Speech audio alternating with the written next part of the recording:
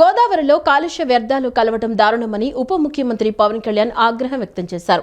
పుష్కరాలకు ఈ నీళ్లలో స్నానం చేస్తే పుణ్యం కాదు రోగాలు వస్తాయన్నారు. ఆంధ్ర పేపర్ మిల్స్ నుంచి వస్తున్న వ్యర్థాల నుంచి నీటి కాలుష్యం ఇంత జరుగుతున్నా కాలుష్య నియంత్రణ మండలి అధికారులు, జిల్లా కలెక్టర్ ఏం చేస్తున్నారంటూ ప్రశ్నించారు. కోట్ల రూపాయలు పన్ను బకాయిలు ఉన్నా ఎందుకు వదిలేస్తున్నారని, రాజకీయ ఒత్తిడి ఏమైనా ఉందా అని ప్రశ్నించారు. అసెంబ్లీ, కేబినెట్ సమావేశంలో ఈ అంశంపై చర్చిస్తామన్నారు. తూర్పు గోదావరి జిల్లా రాజమండ్రిలో ఉప ముఖ్యమంత్రి పవన్ కళ్యాణ్ పర్యటన రెండో రోజు కొనసాగుతోంది. ఈ రోజు ఉదయం రాజమండ్రి రూరల్ మండలం వెంకట్ నగరం గ్రామంలో ఆంధ్ర పేపర్ మిల్ వ్యర్థ జలాలు కలుస్తున్న లంకలను పరిశీలించారు. బోటుపై ప్రయాణించిన deputy CM Andhra paper mill నుంచి వెలువడుతున్న వ్యర్థ జలాలు నేరుగా గోదావరి నదిలో కలుస్తున్న ప్రాంతాలను పరిశీలించారు. కాలుష్యం వల్ల స్థానికులు, మత్స్యకారులు ఎదుర్కొంటున్న సమస్యలను సమీక్షించారు. బోటులో ప్రయాణిస్తున్న సమయంలో స్థానిక మత్స్యకారులతో డిప్యూటీ సీఎం మాట్లాడి వారి సమస్యలను తెలుసుకున్నారు. గోదావరి నదీ జలాల కాలుష్య నివారణపై ప్రత్యేక దృష్టి సారించిన పవన్ అధికారులతో గోదావరిలో కలుస్తున్న పేపర్ మిల్ కాలుష్య వ్యర్థాల శాంపిల్స్ తీయించారు. పవన్ ఆకస్మిక తనిఖీలతో ఆంధ్ర పేపర్ మిల్స్ కాలుష్య నిబంధనలు ఉల్లంఘిస్తున్నట్లు గుర్తించారు. ఈ సందర్భంగా డిప్యూటీ సీఎం కీలక వ్యాఖ్యలు చేశారు. గోదావరిలో కాలుష్య వ్యర్థాలు కలవడం దారుణమన్నారు. పుష్కరాలకు ఈ నీళ్లలో స్నానం చేస్తే పుణ్యం కాదు రోగాలు వస్తాయని వ్యాఖ్యానించారు. ఏలూరులో తాగునీటి కాలుష్యం కారణంగా సంభవించిన మరణాలు మర్చిపోయారా అని ప్రశ్నించారు. రాష్ట్రానికి పరిశ్రమలు, ఉపాధి మాత్రమే కాదు పర్యావరణం కూడా ముఖ్యమని స్పష్టం చేశారు. అసెంబ్లీ, కేబినెట్ సమావేశంలో పరిశ్రమల నుంచి వస్తున్న కాలుష్యంపై చర్చిస్తామన్నారు. పర్యావరణాన్ని కాపాడమంటే పరిశ్రమలు ఎందుకు ఆగిపోతాయని డిప్యూటీ సీఎం పవన్ కళ్యాణ్ ప్రశ్నించారు. గొడవ వచ్చినప్పుడు as an environment minister the question won't be directed to honourable CM. Okay, the question won't be address to anybody else. It will be concern only to environment minister, not to our principal secretary also, not our chief also. ఆయన ఎదురుకు వెళ్ళి కూర్చోవాలి తప్ప నేను కూర్చొని సమాధానం చెప్పాలి ప్రజలకి. That's why I'm asking you, have you done your job? Either you're hesitant, maybe some political pressure, or else you compromise. These are the three things. మీరు ఇంత వెల్స్ ఉన్నాయి, మీరు కూర్చోబెట్టి హైసియాంత్ ఉండకూడదని మీరు నామ్స్ చెప్పిన తర్వాత మీరు ఎందుకు ఉన్నాయి ఇక్కడ? మీరు డైరెక్ట్ ఓవర్ఫ్లో అవుతుంది, వర్షాలు వస్తాయి వెళ్ళిపోతాయి, డైరెక్ట్ అదే కదా. మీరు మీ పిల్లల్ని తీసుకెళ్ళి మీరు చేయిస్తారా? ఆ నీళ్లు తాగుతారా? తాగరు కదా. తాగ కనీసం మునగరు కదా. 13 కోట్ల బకాయిలు ఉన్నప్పుడు on what basis they can be with that kind of attitude? మీరు అడగాలి కదా ఇవన్నీ. 5-6 మీటింగ్లు కాదు madam, you have to enforce it. You are the district collector. It is not about pending in court. You have to apply to the court in the most with a fervor and commitment. Then you should brought it to us, no? You should tell them, మీరు CM మీటింగ్కి వెళ్తున్నప్పుడు మీరు ఇవి కదా చెప్పాలి. అన్ని niceties మాట్లాడితే ఏముంటుంది మేడం? మీరు అందరూ కూర్చొని నైసిటీస్ మాట్లాడి హాయ్ బాయ్ అనుకుంటే ఎట్లా అండి? రాష్ట్రంలో ఎక్కడ కరెంటు సమస్య తలెత్తినా పరిష్కారానికి 1912 టోల్ ఫ్రీ నెంబర్ అందుబాటులోకి తెస్తున్నామని ఆంధ్రప్రదేశ్ విద్యుత్ శాఖ మంత్రి గొట్టిపాటి రవికుమార్ తెలిపారు. వాతావరణ మార్పులతో పలుచోట్ల విద్యుత్ అంతరాయం తలెత్తుతున్న మాట వాస్తవమేనని పేర్కొన్నారు. ఏపీలో అక్కడక్కడ తలెత్తుతున్న విద్యుత్ అంతరాయాలను ప్రజలు అర్థం చేసుకోవాలని సూచించారు. 48 డిగ్రీలకు పైగా పగటి ఉష్ణోగ్రతలు, సాయంత్రం ఈదురుగాలుల కారణంగా పలుచోట్ల సమస్యలు తలెత్తుతున్నాయని వివరించారు. అధిక ఉష్ణోగ్రతల వల్ల విద్యుత్ వినియోగం రాష్ట్రంలో గణనీయంగా పెరిగిందని చెప్పారు. ఎక్కడైనా ఒక ట్రాన్స్ఫార్మర్ కాలిపోతే యుద్ధ ప్రాతిపదికన విద్యుత్ పునరుద్ధరించడానికి కనీసం 2 నుంచి 4 గంటల సమయం పడుతుందని మంత్రి గొట్టిపాటి రవికుమార్ వెల్లడించారు. అధిక ఉష్ణోగ్రతలోనూ ప్రాణాలు పణంగా పెట్టి విద్యుత్ సిబ్బంది నిత్యం అందుబాటులో ఉండి పనిచేస్తున్నారని చెప్పారు. సత్తెనపల్లిలో 2 సిబ్బంది ట్రాన్స్ఫార్మర్ మరమ్మతులు చేస్తూ ప్రాణాల మీదకు తెచ్చుకున్నారని, ప్రజలు వాస్తవాలు అర్థం చేసుకోవాలని అన్నారు. ఈదురుగాలులకు హోర్డింగ్లు, విద్యుత్ తీగల మీద పడి కూడా సమస్యలు తలెత్తుతున్నాయని చెప్పుకొచ్చారు. అనుమతులు లేని హోర్డింగ్లు తొలగించేందుకు మున్సిపల్ శాఖతో సమన్వయం చేసుకుంటున్నామని తెలిపారు. టోల్ ఫ్రీ ద్వారా ప్రజలకు ఎప్పటికప్పుడు సమాచారం అందిస్తున్నామని అన్నారు. వైసీపీ అధినేత వైఎస్ జగన్మోహన్ రెడ్డి గత 5 ఏళ్లలో ఒక్క సబ్ స్టేషన్ కూడా ఎందుకు నిర్మించలేదని ప్రశ్నించారు. కూటమి ప్రభుత్వం అధికారంలోకి వచ్చాక పెద్ద ఎత్తున సబ్ స్టేషన్ల నిర్మాణం చేపట్టిందని ప్రస్తావించారు. రాష్ట్ర అవసరాలకు సరిపడా విద్యుత్ అందుబాటులో ఉందని, అధిక ఉష్ణోగ్రతల వల్ల ట్రాన్స్మిషన్ సమస్యలు తలెత్తుతున్నాయని చెప్పుకొచ్చారు. ఏపీలో నిమిషం కూడా విద్యుత్ కోత లేదని అన్నారు. సబ్ స్టేషన్లు పూర్తయితే సమస్య పరిష్కారం అవుతుందని చెప్పారు. సెప్టెంబర్లోపు 30 సబ్ స్టేషన్ల నిర్మాణం పూర్తవుతోందని మంత్రి గొట్టిపాటి రవికుమార్ పేర్కొన్నారు. జగన్ది ముమ్మాటికి గొడ్డలి పార్టీని అని మంత్రి బీసీ జనార్దన్ రెడ్డి ఆరోపించారు. జగన్ 5 ఏళ్ల పాలనలో గ్రామాల్లో ఎన్ని హత్యలు జరిగాయో ఆధారాలతో సహా నిరూపిస్తామన్నారు. జగన్ అరాచకాలను ప్రజలు భరించలేకనే 151 నుంచి 11 సీట్లు ఇచ్చారన్నారు. దేశంలో ప్రధానికి కూడా లేని ఇనుప కంచె భద్రత జగన్ కు మాత్రమే ఉందని, అంత అభద్రతా భావంతో వైసీపీ అధినేత ఉన్నారన్నారు. రాజారెడ్డిలో ఉండే క్రూర స్వభావాలు మొత్తం జగన్ కు వచ్చాయని మంత్రి దుయ్యబట్టారు. రాజారెడ్డిలో ఉండే క్రూర స్వభావాలు మొత్తం జగన్ కొచ్చాయని మంత్రి బీసీ జనార్దన్ రెడ్డి దుయ్యబట్టారు. ఇప్పటికీ బెదిరించే స్వభావంతోనే జగన్ మాట్లాడుతున్నారని విమర్శించారు. పరిశ్రమలు పెట్టే వాళ్లను బెదిరించే ధోరణిలో జగన్ ప్రవర్తన ఉందన్నారు. 17 సంవత్సరాల క్రితం జరిగిన రాజారెడ్డి హత్య గురించి జగన్ ఇప్పుడెందుకు మాట్లాడుతున్నారని ప్రశ్నించారు. మీ ప్రభుత్వంలో మీ కుటుంబంలో జరిగిన హత్యలపై జగన్ ఎందుకు విచారణ జరిపించలేదు అని నిలదీశారు. తెలుగుదేశం ప్రభుత్వంలో రాష్ట్రం ప్రశాంతంగా ఉందన్నారు. పత్రికా ప్రతినిధుల మీద కూడా దాడులు చేస్తున్నారని మంత్రి బీసీ జనార్దన్ రెడ్డి ఆగ్రహం వ్యక్తం చేశారు. నేను వైకాపా నాయకుడిని జైల్లో వేయాలని కేంద్ర హోంమంత్రి అమిత్ షాను అడిగానట మనోహర్కు తెలిసిన వ్యక్తి ఆయనతో చెప్పినట్లు ఒక విశ్లేషకుడు చెప్తున్నారని, నేరం చేసిన వాడిని జైలుకు పంపాలని నేను చెప్పాలా అని జనసేన అధినేత డిప్యూటీ సీఎం పవన్ కళ్యాణ్ అన్నారు. అందుకు వ్యవస్థలు లేవా? ఏసీబీ కోర్టుల్లో కేసులు లేవా? సుప్రీంకోర్టు న్యాయమూర్తులకు మేం చెప్పాలా? ఇలాంటి మాటలు నన్ను, అమిత్ షాను అవమానించడం కాదు, దేశ వ్యవస్థలని అవమానించడం అని పవన్ కళ్యాణ్ ఆగ్రహం వ్యక్తం చేశారు. ఇలా చెప్పించి వాళ్ళు ముఖ్యమంత్రులు అవుదామనుకుంటున్నారేమో కానీ తాను కాదన్నారు. ఒకరు జైలుకి వెళ్తే జనసేన పవన్ కళ్యాణ్ ఎదుగుతారా అని డిప్యూటీ సీఎం పవన్ కళ్యాణ్ ప్రశ్నించారు. అలాంటి మైండ్ సెట్ ఉన్నవాడినే అయితే చంద్రబాబు జైల్లో ఉన్నప్పుడు అదే సరైన సమయమని భావించేవాడిని కదా. అలా అనుకుంటే అయిపోతుందా? అది నా నీతి కాదు అన్నారు. శత్రువు బలహీనంగా ఉన్నప్పుడు కొట్టను, బలంగా ఉన్నప్పుడే కొడతానన్నారు. రాజశేఖర్ రెడ్డి సీఎంగా ఉన్నప్పుడు తుపాకీ సరెండర్ చేసి రాజకీయాల్లోకి వచ్చా. ఆయన రెండోసారి సీఎం అయినా అదే ధైర్యంతో బలంగా నిలబడ్డా అని అన్నారు. అమిత్ షాతో మాట్లాడడానికి ఈ విషయాలు తప్ప ఇంకేం లేవా? దేశ భవిష్యత్, ఏపీ అభివృద్ధి గురించి మాట్లాడమా అని ప్రశ్నించారు. అమిత్ షాను ఇలా మాట్లాడిన బీజేపీ ఎంపీలు, ఎమ్మెల్యేలు స్పందించలేదని వ్యాఖ్యానించారు. నేను అమిత్ షా గారు మాట్లాడుకుంటున్నామంటే ఆయన పక్కనే ఉండి విన్నట్టుగా మాట్లాడారు. అంటే నాకు ఆయన అంటే చాలా గౌరవం, నాకు చాలా గౌరవం.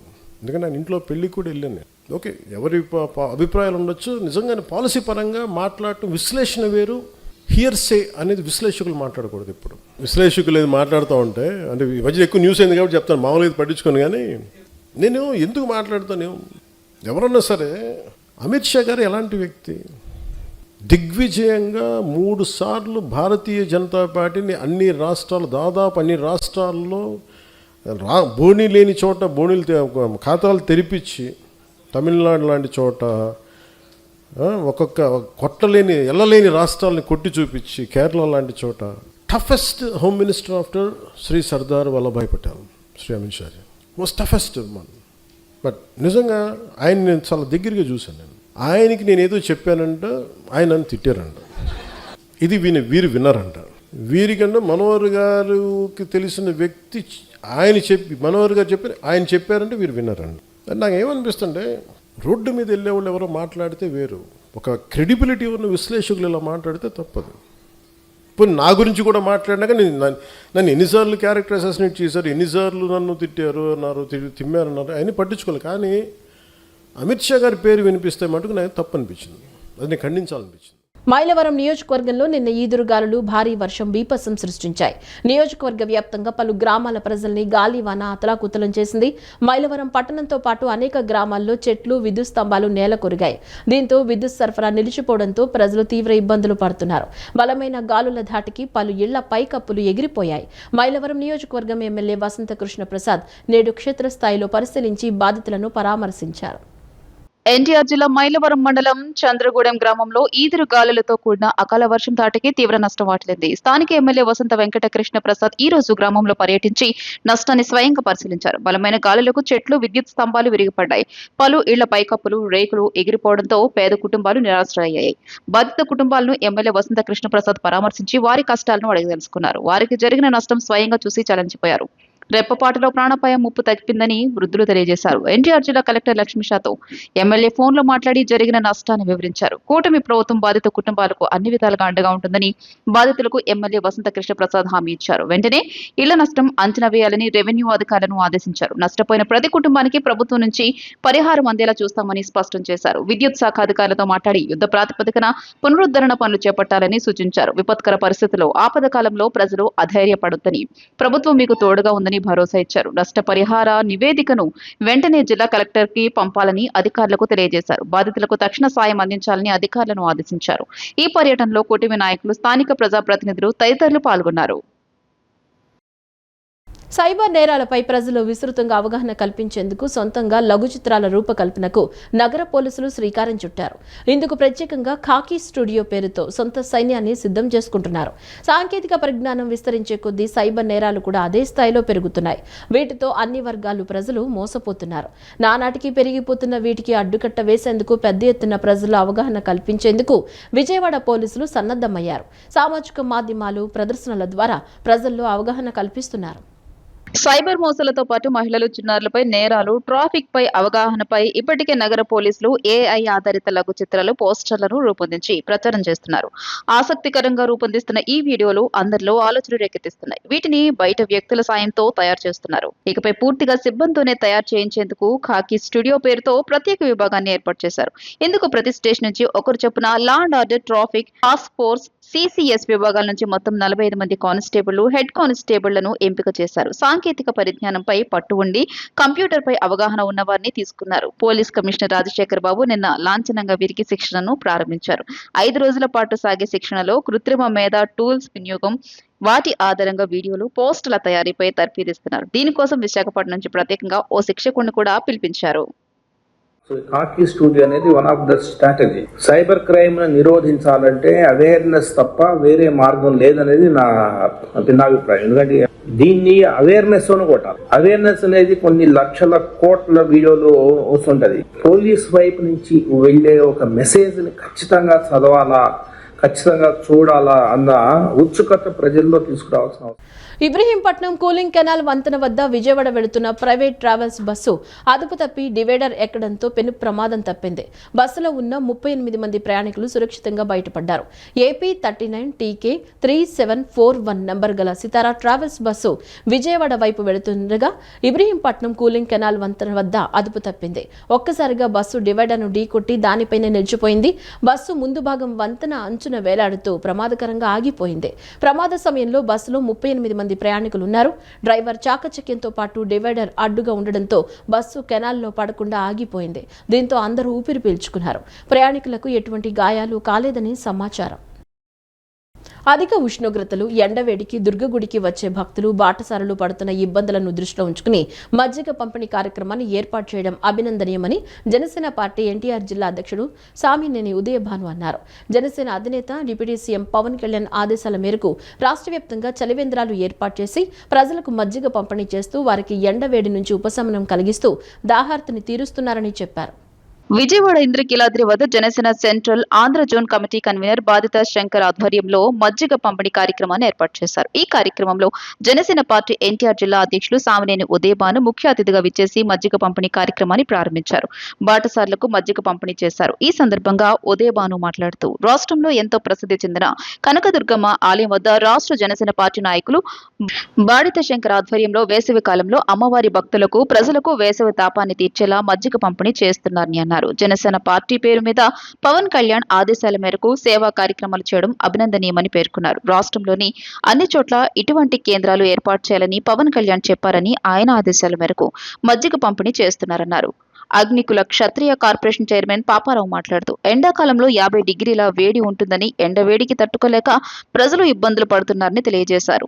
ప్రజల ఇబ్బందులు దృష్టిలో ఉంచుకుని మజ్జిగ కేంద్రం ఏర్పాటు చేయడం అభినందనీయమన్నారు. భారత శంకర్ మాట్లాడుతూ జనసేన పార్టీ ఆధ్వర్యంలో దుర్గగుడి దగ్గర నేడు 3వ రోజు మజ్జిగ పంపిణీ కార్యక్రమం చేస్తున్నామని తెలియజేశారు. 5,000 మంది భక్తులకు మజ్జిగ పంపిణీ చేస్తున్నట్లు తెలియజేశారు. ప్రతిరోజు ఉదయం 11 గంటల నుంచి మధ్యాహ్నం 3 గంటల వరకు పంపిణీ చేయడం జరుగుతుందన్నారు. సమాజ సేవ చేయండి, ప్రజలకు అందుబాటులో ఉండండి అని పవన్ కళ్యాణ్ చెబుతుంటారని, ఆయన సూచనల మేరకు సేవా కార్యక్రమాలు చేస్తున్నామని తెలియజేశారు. ఎండలు ఉన్నంత వరకు మజ్జిగ పంపిణీ కార్యక్రమం జరుగుతుందన్నారు. ప్రతిరోజు కూడా మరి వేసవి మొదలుపెట్టిన దగ్గర నుంచి కూడా ప్రతిరోజు కూడా బాధిత శంకరు జనసేన పార్టీ పేరు మీద పవన్ కళ్యాణ్ గారి ఆదేశాలు, పవన్ కళ్యాణ్ గారి భావజాలం, వారు ఏ విధంగా సేవ చేస్తున్నారో దాన్ని చూసి మరి శంకర్ కూడా, బాడీ శంకర్ కూడా ఈరోజు మమ్మల్ని ఈ మజ్జిగ కేంద్రానికి మమ్మల్ని కూడా పిలిచి మరి యాత్రికులకి మా చేత కూడా మజ్జిగ పంపిణీ చేయించారు. చాలా సంతోషం. మరి మాతో పాటు ఫిషరీస్ కార్పొరేషన్ చైర్మను, అలానే అగ్రికుల క్షత్రియ కార్పొరేషన్ చైర్మన్ పాపారావు గారు, అలానే జనసేన పార్టీ వెస్ట్ నాయకులు మూర్తి గారు, అశోక్ గారు, డాక్టర్ సంతోష్ గారు, ఇంకా శ్రీనివాసరావు గారు, భానుప్రసాద్ గారు, అలానే ప్రముఖ న్యాయవాది మన నాని గారు ఇంకా ఎంతోమంది జనసేన పార్టీ నాయకులను పిలిచి యాత్రికులకి మా చేత మజ్జిగ పంపిణీ చేయించారంటే మరి వాళ్ళ చక్కటి కార్యక్రమం.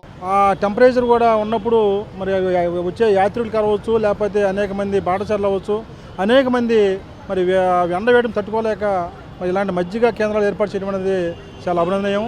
మరి ఈ కార్యక్రమాన్ని భారతి శంకర్ గారు ఏర్పాటు చేస్తాం, వాళ్ళకి ప్రత్యేకంగా ధన్యవాదాలు తెలుపుకుంటా ఉన్నాం. మరి మన ఆంధ్రప్రదేశ్ ఉప ముఖ్యమంత్రి వాళ్ళు కొణిదెల పవన్ కళ్యాణ్ గారు ఉన్నారు. ఆయన ఆశయాలు ఒకటే, ఎవరైతే ఆపదలో ఉన్నారో ఆదుకోవాలా, ఎవరైతే ఇబ్బందులు ఉన్నారో వాళ్ళు ఆదుకోవాలని చెప్పి మరి ఇలాంటి ఎండాకాలంలో కూడా బాటసార్లకి ఎవరైతే ఇబ్బందులు ఉన్నారో అందరూ కూడా మజ్జిగ పంపిణీ కార్యక్రమం కూడా మరి ఆయన ఆశయాల మేరకు చేసినటువంటి ప్రత్యేకమైన ధన్యవాదాలు తెలుపుతూ ఉన్నాం. మజ్జిగ పంపిణీ కార్యక్రమం చేపట్టాం. ఇది 3వ రోజు. ప్రతిరోజు కూడా ఒక 5,000 మంది భక్తులకు మజ్జిగ పంపిణీ చేస్తున్నాం. జనసేన పార్టీ అధ్యక్షులు పవన్ కళ్యాణ్ గారి ఆదేశాల మేరకు జిల్లా అధ్యక్షులు సామినేని ఉదయభాను గారి నాయకత్వంలో ఈ కార్యక్రమం అంతా చేయబోతున్నాం. మరి ప్రతిరోజు కూడా ఉదయం 11 గంటలకి స్టార్ట్ అయ్యి 3 వరకు కూడా ఈ మజ్జిగ పంపిణీ కార్యక్రమం జరుగుతుంది. జనసేన నాయకులు కానీ కూటమి నాయకులు కానీ అందరూ కూడా ఈ కార్యక్రమాల్లో పాలు పంచుకొని భక్తులకు సేవ చేయడం కోసం మీరు వచ్చి ఇక్కడ ఒక 10 నిమిషాలు ఉండి భక్తులకు సేవ చేయాలని కోరుకుంటున్నా. మరి పవన్ కళ్యాణ్ గారు ఏదైతే చెప్పారో సమాజ సేవ చేయండి, మీరు పబ్లిక్లో ఉండండి, జనాలకు అందుబాటులో ఉండండి, నాయకులు అవ్వండి అనేది.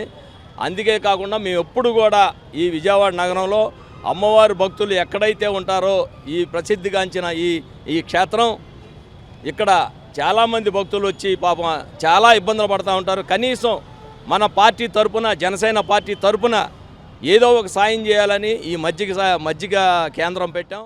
ఉమ్మడి కృష్ణా జిల్లాలో నిన్న సూర్యుడు నిప్పులు చెరిగాడు. గరిష్టంగా కృష్ణా జిల్లా కంకిపాడు పెనమలూరులో 48.1, ఎన్టీఆర్ జిల్లా ఇబ్రహీంపట్నంలో 46.3 డిగ్రీల మేర అధిక ఉష్ణోగ్రతలు నమోదైనట్లు ఏపీ విపత్తుల నిర్వహణ సంస్థ అధికారులు తెలిపారు. కృష్ణా జిల్లాలోని 18 మండలాలు, ఎన్టీఆర్ జిల్లాలోని 13 మండలాల్లో ఎండల తీవ్రత నెలకొంది. వడదెబ్బతో ఎన్టీఆర్ జిల్లాలో 4 మృతి చెందారు.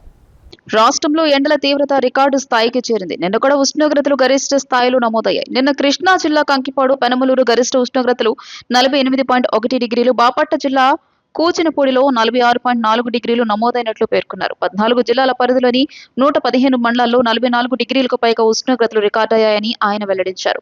మరో 3 రోజుల పాటు ఎండల తీవ్రత ఉంటుందని అధికారులు వెల్లడించారు. ఈ నెల 26వ తేదీ మంగళవారం ఎన్టీఆర్ కృష్ణా జిల్లాలోని పలు ప్రాంతాల్లో 45 నుంచి 46 డిగ్రీల వరకు ఉష్ణోగ్రతలు నమోదయ్యే అవకాశం ఉందని హెచ్చరించారు. 27న బుధవారం, 28న గురువారం కృష్ణా, ఎన్టీఆర్ జిల్లాల్లో 45 నుంచి 47 డిగ్రీల ఉష్ణోగ్రతలు నమోదయ్యే అవకాశం ఉందని పేర్కొన్నారు. ప్రజలు అప్రమత్తంగా ఉండాలని సూచించారు. అత్యవసర పరిస్థితుల్లో బయటకు వెళ్లేటప్పుడు చెవుల్లోకి వేడిగాలి వెళ్లకుండా తగు జాగ్రత్తలు తీసుకోవాలి. వృద్ధులు, గర్భిణులు, బాలింతలు ముందస్తు జాగ్రత్తలు తీసుకోవాలని పేర్కొన్నారు. ప్రజలు నిమ్మకాయ నీరు, మజ్జిగ, కొబ్బరి నీరు, మంచినీరు ఎక్కువగా తీసుకోవాలి. హృద్రోగులు, రక్తపోటు, మధుమేహ వ్యాధిగ్రస్తులు ఎండలో తిరగకూడదని వివరించారు. వడదెబ్బతో ఎన్టీఆర్ జిల్లాలో 4 మృతి చెందారు. తిరువూరు మండలం వావిలాల గ్రామానికి చెందిన షేక్ నాగుల్ మీరా నిన్న మృతి చెందారు. కొండపల్లికి చెందిన బుస్సా చిట్టెమ్మ సోమవారం వేకువజామున అస్వస్థకు గురయ్యారు. వాంతులు కావడంతో ఇంటి వారు సమీపంలోని వైద్యునితో ప్రాథమిక చికిత్స చేయించారు. మధ్యాహ్నం మృతి చెందారు. వడదెబ్బతో కొత్తపేట బ్రాహ్మణ వీధిలో సుమారు 60 ఏళ్ల యాచకుడు సోమవారం మృతి చెందారు. స్థానికుల సమాచారంతో పోలీసులు మృతదేహాన్ని ప్రభుత్వ ఆసుపత్రికి తరలించారు. వడదెబ్బకు గురై మొగల్రాజ్పురానికి చెందిన వెల్డింగ్ మేస్త్రి గొంగటి చంటి మృతి చెందారు. విజయవాడలోని ఎస్ఎస్ కన్వెన్షన్లో నేటి నుంచి 28 వరకు 3 రోజుల పాటు కనెక్ట్ ఏపీ 5వ ఎక్స్పో అండ్ టెక్ సెమినార్ ప్రారంభమైంది. ఈ ఎక్స్పోను విజయవాడ ఎంపీ కేశినేని శివనాథ్, ఎమ్మెల్యే గద్దె రామ్మోహన్ ప్రారంభించారు.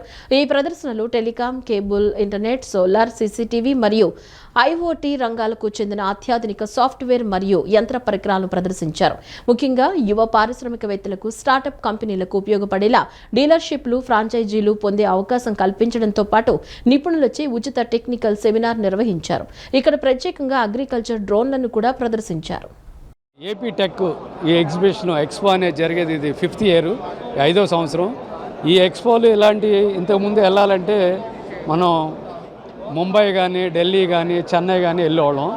మేము ఇప్పుడు ఈ అవకాశం మన విజయవాడలో కల్పించడం నిజంగా చాలా ఆపరేటర్లకి ఇది అదృష్టం. దీనివల్ల ఏంటంటే ఈ ఎక్స్పో వల్ల ఏంటంటే మనకి టెక్నికల్గా అన్ని స్టాల్స్, వరల్డ్ వైడ్ ఉన్న స్టాల్స్ అన్నీ కూడా ఒకే చోట ఈ యొక్క ఎక్స్పోలో పెట్టడం జరుగుతుంది. ఎందుకంటే మనం 1990లో ఈ కేబుల్ వ్యవస్థ కేబుల్ టీవీ అనేది స్టార్ట్ చేయడం జరిగింది. విజయవాడలో జనసేన పార్టీ నాయకుడు ఐజా గ్రూప్ అధినేత షేక్ గయాజుద్దీన్ జన్మదిన వేడుకలు ఘనంగా జరిగాయి. టీడీపీ నేత బుద్దా వెంకన్న, జనసేన రాష్ట్ర ప్రధాన కార్యదర్శి అమ్మిశెట్టి వాసుతో పాటు పలువురు కూటమి నేతలు వేడుకలకు విచ్చేసి గయాజుద్దీన్ ను జన్మదిన శుభాకాంక్షలు తెలియజేశారు. ఐజా గ్రూప్ ఏర్పాటు చేసిన సేవా కార్యక్రమాలు నిర్వహిస్తూ ప్రజలందరి మన్ననలు పొందుతున్న గయాజుద్దీన్ భవిష్యత్తులో ఉన్నత శిఖరాలను అధిరోహించాలని వారు ఆకాంక్షించారు. 1 టౌన్ స్వాతి సెంటర్ సమీపంలోని మసీద్ రోడ్డులో జనసేన పార్టీ నేత ఐజా గ్రూప్ అధినేత షేక్ గయాజుద్దీన్ జన్మదిన వేడుకలు ఘనంగా నిర్వహించారు. ఈ వేడుకలకు మాజీ ఎమ్మెల్సీ టీడీపీ నేత బుద్దా వెంకన్న, జనసేన పార్టీ రాష్ట్ర ప్రధాన కార్యదర్శి అమ్మిశెట్టి వాసుతో పాటు పలువురు కూటమి నేతలు విచ్చేసి కేక్ కట్ చేసిన అనంతరం గయాజుద్దీన్ కు జన్మదిన శుభాకాంక్షలు తెలియజేశారు. ఈ సందర్భంగా గయాజుద్దీన్ వారిని దుస్సాలువతో ఘనంగా సత్కరించారు. అనంతరం బుద్దా వెంకన్న, అమ్మిశెట్టి వాసు మాట్లాడుతూ 1 టౌన్ భవానీపురం ప్రాంతంలో కుల మతాలకు అతీతంగా గయాజుద్దీన్ సేవా కార్యక్రమాలు నిర్వహించడం అభినందనీయమన్నారు. ముస్లింలకు రంజాన్ తోఫా, హిందువులకు సంక్రాంతి కానుక, క్రిస్టియన్లకు క్రిస్మస్ కానుకలు అందజేస్తూ రంజాన్ మాసంలో ఇఫ్తార్ విందులు ఏర్పాటు చేస్తూ వేలాది మంది పేద ప్రజలకు అన్నదానం చేయడం లాంటి కార్యక్రమాలు నిర్వహిస్తూ సమాజానికి తన వంతు సేవ అందించడం ప్రశంసనీయమని కొనియాడారు. గయాజుద్దీన్ భవిష్యత్తులో ఉన్నత శిఖరాలను అధిరోహించాలని వారు ఆకాంక్షించారు. తదనంతరం గయాజుద్దీన్ మాట్లాడుతూ తన జన్మదిన వేడుకలకు కూటమి నేతలందరూ హాజరై తనను ఆశీర్వదించడం ఎంతో సంతోషంగా ఉందన్నారు. ఐజా గ్రూప్ తరపున అనేక సేవా కార్యక్రమాలు చేస్తున్నానని, ఇదే స్ఫూర్తితో మరిన్ని సేవా కార్యక్రమాలు నిర్వహిస్తూ పేద ప్రజలకు తన వంతు సహాయ సహకారాలు అందిస్తానని ఈ సందర్భంగా ఆయన పేర్కొన్నారు. రాష్ట్రంలో అన్ని విధాలా వెనుకబడి ఉన్న కాపులకు 12% రిజర్వేషన్లు కల్పించాలని కాపు రిజర్వేషన్ పోరాట సమితి రాష్ట్ర అధ్యక్షుడు చన్నమల్ల ప్రసాదరావు డిమాండ్ చేశారు. గత ఎన్నికల్లో 30% మంది కాపు సామాజిక వర్గం కూటమి ప్రభుత్వానికి అండగా నిలిచిందని చెప్పారు. ఇతర రాష్ట్రాల తరహాలో అసెంబ్లీలో ప్రత్యేక తీర్మానం చేసి రిజర్వేషన్ కోటా పెంచాలని కోరారు. ప్రెస్ క్లబ్ లో నిన్న నిర్వహించిన విలేకరుల సమావేశంలో కాపు రిజర్వేషన్ పోరాట సమితి రాష్ట్ర అధ్యక్షుడు చనమల్ల ప్రసాదరావు మాట్లాడారు. గత ఎన్నికల్లో 30% మంది కాపు సామాజిక వర్గం కూటమి ప్రభుత్వానికి అండగా నిలిచిందని చెప్పారు. ఇతర రాష్ట్ర తరహాలో అసెంబ్లీలో ప్రత్యేక తీర్మానం చేసి రిజర్వేషన్ కోటా పెంచాలని కోరారు. విద్య, ఉద్యోగాలతో పాటు రాబోయే స్థానిక సంస్థల ఎన్నికలను 12% రిజర్వేషన్లు అమలు చేయాలని డిమాండ్ చేశారు. బీసీలకు రక్షణ చట్టం తరహాలో కాపులకు తీసుకురావాలని కోరారు. మహారాష్ట్రలో మరాఠాలకు 10% రిజర్వేషన్లు ఇచ్చిన విధంగా ఏపీలోనూ కాపులకు ఇచ్చి న్యాయం చేయాలని విజ్ఞప్తి చేశారు. సంఘం రాష్ట్ర కన్వీనర్ రావి శ్రీనివాస్, కాపు పొలిటికల్ ఐకాస అధ్యక్షుడు వేల్పుల శ్రీనివాసరావు, కర్రి వెంకటరమణ, తాడి నానాజీ, లంకా రాంబాబు, కాజా సత్యనారాయణ తదితరులు పాల్గొన్నారు. ఆ రోజు చంద్రబాబు నాయుడు గారే ముఖ్యమంత్రిగా ఉన్నారు. ఆయన ఎన్నికల మేనిఫెస్టోలో కాపు, తెలగ, బలిత ఒంటరి కులాలకి రిజర్వేషన్లు ఇస్తానని చెప్పారు. మొన్న కూడా అదే విషయాన్ని చెప్పడం జరిగింది. మరి జనసేన పార్టీ అధ్యక్షులు మా అన్న పవన్ కళ్యాణ్ గారు కూడా కాపులు పెద్దన్న పాత్ర పోషించాలని చెప్పిన విధంగా మేము పూర్తిగా ఈ రాష్ట్రంలో ఉన్నటువంటి కాపు, తెలగ, బలిజ ఒంటరి కులాలు 99% ఎన్డీఏ కూటమికి ఓట్లేసి గెలిపించినటువంటి పరిస్థితి. కానీ మా చిరకాల వాంఛ, మేము 1915 నుంచి 66 వరకు బీసీలో ఉన్నటువంటి కులం, 66 తర్వాత మళ్ళీ ఓసీల్లో పెట్టేశారు. ఎందుకు పెట్టారో కూడా కారణాలు చెప్పట్లేదు. 12% రిజర్వేషన్లు ఇవ్వమని అడుగుతున్నాం. ఇంకా మరి మీరు అడిగినట్టుగా, మీరు కోరినట్టుగా మేము ఎన్డీఏ కూటమిని గెలిపించాం కాబట్టి మా పార్టీలో, మా ప్రభుత్వంలో కూడా మా సమస్యలు తీరకపోతే ఏంటని చెప్పి ఆలోచన చేస్తున్నాం. స్థానిక సంస్థల్లోనూ, నామినేటెడ్ పోస్టుల్లోనూ, నామినేటెడ్ వర్కుల్లోనూ కూడా 12% ప్రత్యేక రిజర్వేషన్స్ ఇవ్వాలని, అటు బీసీలకు కానీ ఇటు ఓసీలకు కానీ ఏ విధమైనటువంటి ఇబ్బందులు లేకుండా కేవలం మా జనాభా ప్రాతిపదికగా మా వాటా మాకు ఇప్పించాలని చెప్పి ఆంధ్రప్రదేశ్ రాష్ట్ర ముఖ్యమంత్రి, అదేవిధంగా ఉప ముఖ్యమంత్రి వర్యులు ఇద్దరికీ కూడా బహిరంగంగా మేము మీడియా ద్వారా విన్నవించుకుంటున్నాం. అదేవిధంగా ఆంధ్రప్రదేశ్ రాష్ట్రంలో ప్రస్తుతం పరిస్థితులు, శాంతి భద్రతల దృష్ట్యా పరిస్థితులు గమనించినట్లయితే కాపులకి ఎక్కడా కూడా రక్షణ అనేది లేకుండా పోయింది. విజయవాడ నగరంలో అందాల తారలు శివాని నాగారం, పాయల్ రాజ్పుత్ సందడి చేశారు. బీఆర్టీఎస్ రోడ్డులో నూతనంగా ఏర్పాటు చేసిన ది మార్క్స్ స్టూడియోను వారు లాంఛనంగా ప్రారంభించారు. ఆధునిక కాలంలో యువతీ యువకులు హెయిర్ స్టైల్, మేకప్ పట్ల అమిత ఆసక్తి చూపిస్తున్నారని, అన్ని రకాల సేవలను ఒకే స్టూడియోలో ఏర్పాటు చేయడం అభినందనీయమని హీరోయిన్స్ పాయల్ రాజ్పుత్, శివాని నాగారం పేర్కొన్నారు. Vijayawada BRTS road Chaitanya school సమీపంలో ది మార్క్ స్టూడియోను నూతనంగా ఏర్పాటు చేశారు. Cine heroine Shivani Nagaram, Payal Rajput, central MLA Bonda Uma తనయుడు బోండా రవితేజ స్టూడియో యజమాని వంశీతో కలిసి లాంఛనంగా ప్రారంభించారు. అనంతరం స్టూడియోలో అందిస్తున్న సేవల వివరాలను నిర్వాహకులను అడిగి తెలుసుకున్నారు. ఈ సందర్భంగా ఏర్పాటు చేసిన విలేకరుల సమావేశంలో హీరోయిన్స్ పాయల్ రాజ్పూత్, శివాని నాగారం మాట్లాడుతూ విజయవాడ నగరం అంటే తమకు ఎంతో ఇష్టమని, విజయవాడకు వచ్చిన ప్రతిసారి దుర్గమ్మను దర్శించుకోవడం ఆనవాయితీగా వస్తుందని తెలియజేశారు. తాము ముఖ్యంగా హెయిర్ మేకప్ కు ఎంతో ప్రాధాన్యత ఇస్తామని తెలియజేశారు. రకరకాల మేకప్లు, హెయిర్ స్టైల్స్ చేయించుకుంటామని, అయితే మేకప్ విషయంలో చాలా జాగ్రత్తగా ఉంటామని చెప్పారు. యువతి యువకుల అభిరుచులకు అనుగుణంగా హెయిర్, స్కిన్, మేకప్ తదితర సేవలను ఒకే స్టూడియోలో ఏర్పాటు చేయడం అభినందనీయమని పేర్కొన్నారు. మరిన్ని స్టూడియోస్ ఏర్పాటు చేయాలని ఈ సందర్భంగా వారు ఆకాంక్షించారు. అనంతరం ది మార్క్ స్టూడియో నిర్వాహకులు వంశీ, రవికిరణ్ మాట్లాడుతూ సత్యనారాయణపురం, బీఆర్టీఎస్ రోడ్, భానునగర్, మధురానగర్ ప్రాంత వాసుల కోసం ప్రత్యేకంగా స్టూడియో ఏర్పాటు చేయడం జరిగిందన్నారు. అందరికీ అందుబాటులో అన్ని రకాల సేవలు లభిస్తాయని, స్కిన్, హెయిర్, మేల్ మేకప్ సేవలు లభిస్తాయని తెలియజేశారు. భవిష్యత్తులో మరిన్ని స్టూడియోస్ ఏర్పాటు చేస్తామని వారు పేర్కొన్నారు.